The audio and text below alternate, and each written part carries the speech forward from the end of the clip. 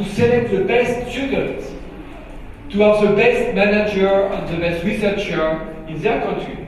To have this kind of selection is absolutely necessary to have a high level in research, a high level of education.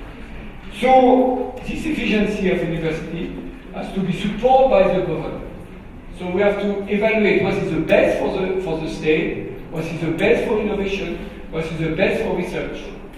Not to direct to say, you have to discover this and this, but you have the freedom, but give results. When you give your money, you pay your salary, but give good results for the nation. So this is really a challenge to associate all of this. So the second point is competition. Competition is very strong in higher education, research, and innovation. We can see three levels of competition cooperation in higher education, research, and innovation. First, research. What is the best indicator in research? Scientific production is the best indicator to rank universities. So if you look at the quantity of publication, you can rank countries, you can rank universities. For example, if you look directly the number of scientific publications, you can see that USA are on the top, after you have China, England, Germany, Japan, France, Canada, and so on. This is only the quantity of publication. But the publication is selected. When you send a paper to a journal, there is a group, a board of researchers will look at your paper, select the paper, say it's good or not, look at the results, and evaluate the importance of the paper. They can reject the paper or they can accept the paper. So when it is accepted, that means that the results are good, the methodology is good, the statistics are good, and the conclusions are good. Look at the evolution of scientific paper. Look at the Asian countries. You can see that the China, in red, is increasing drastically in terms of quantity. You have India. 5 years before, India was published more than China. And you can see that China is increasing drastically. And Japan is stable on the slope decreasing. So this is the action of the government. We help universities, we help researchers to produce good research so they can introduce their paper into competition. Look at the evolution of publications between European Union or USA. It's two groups of researchers which have the same quantity. The same quantity of researchers in Europe, the same quantity of researchers in US. You can see on the blue line, which is the European Union, the 32 countries, and in red, USA. In 2000, USA published more than Europe. And you can see that in 2006, suddenly Europe increased their production of paper. So now you have the European Union publish more than the USA. So how we can rank university? There is many systems to rank university. One is done by the University of Shanghai, the other is argued by papers or publication, many publications. We look only at the ranking of the academic ranking of world universities by Jiaoting University at Shanghai, because it's very well-known ranking and very easy to build. This ranking is based on the quality of education, looking at Nobel Prize, medal field, alumni, and so on. The quality of faculty with the staff, the higher seated researcher in 21 broad subject categories, the research output with the publication of paper in science, in other on nature, and the paper index in science citation index, and the per capita performance is the performance of researcher in the institution. So with this we can rank this, and you can make a classification of universities. You can see that The major groups is America. We have a lot of very strong university in US. This is based only on the publication. This is the ranking of the research competition, not necessarily on education.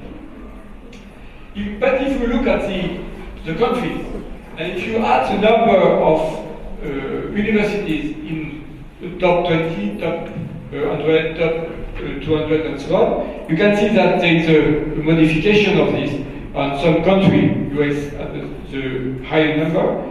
After you can see UK, Switzerland, Germany and France.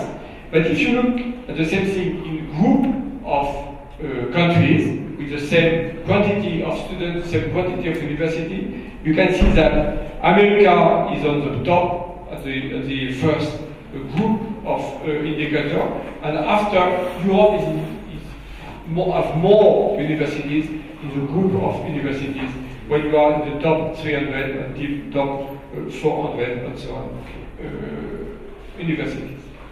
And you can rank universities. This is the ranking of the university, the French universities.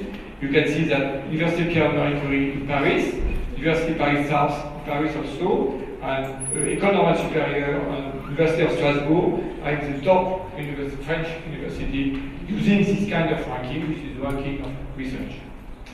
And it's a really stable system. You can see that with the year, you can see this level of University Pierre-Marie Curie. So there is a few modifications. So it's a really stable indicator. Second point, attractivity of foreign students.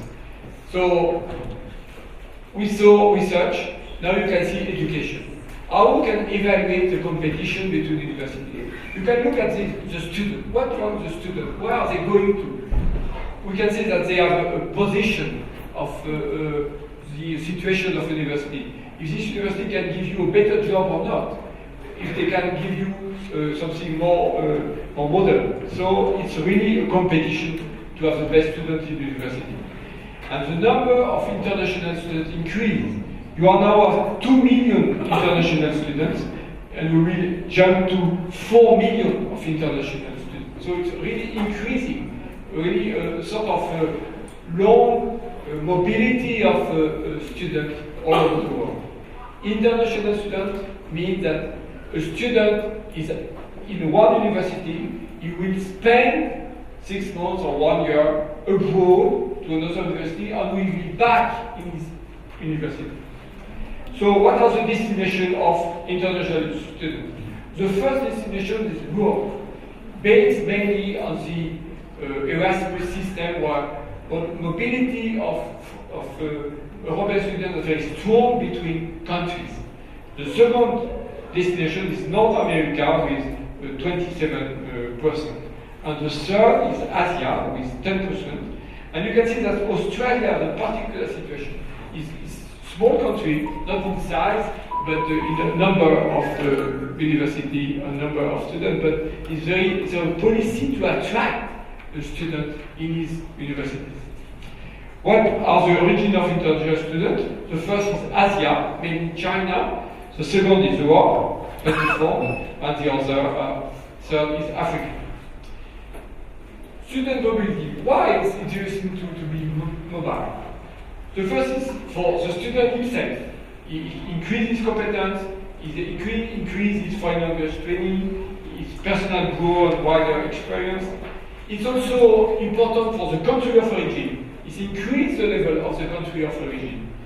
It's also interesting for the host country because he receives people from all over the world and he can benefit of their experience. He can benefit of many experiences they have. It's very important for us in our country to receive students from your country, from other countries, to learn with the students in our universities. And it's also very important for the economy. It's impossible to make the economy for the whole country. You have to export, you have to import, and you have students, we know the world, they will be a good ambassador for your company, they will be very good civil servant to accept, to evaluate what is good in the other country.